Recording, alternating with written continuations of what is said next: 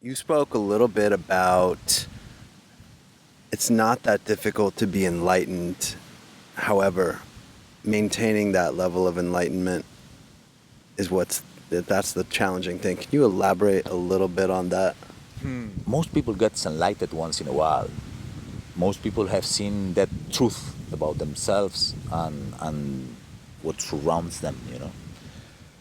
The main problem is to keep it, you know. It's like everybody has fallen in love once, but how many have been able to keep that intensity in love, you know? Right. That's the same thing, you know. So for me, enlightenment as loving is an art, you know, that you have to practice. Only by practice you get good at things, you know.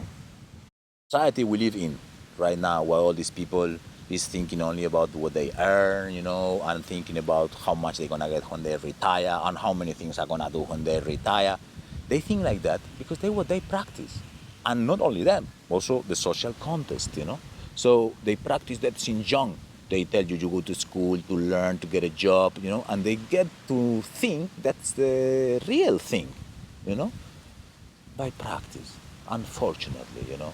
Because if we were taught different, if we were taught about, look, this is a short time you are gonna be here in this life, you know, one of these days, and we cannot tell you when you're gonna die, you Right. know, and you would live with that practice, you know, and practice of thought, you know, of how lucky you are to be alive and healthy today, you know, we will be much happier, you know, in our everyday life, you know.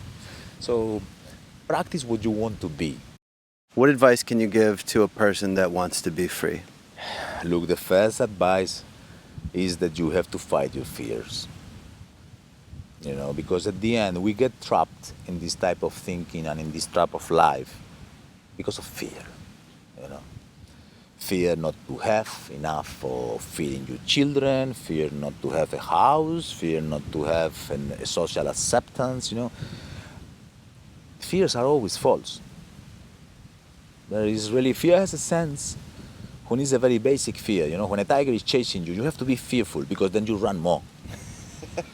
But if you live thinking that the tiger is gonna get you all the time, you know, then you don't walk happily.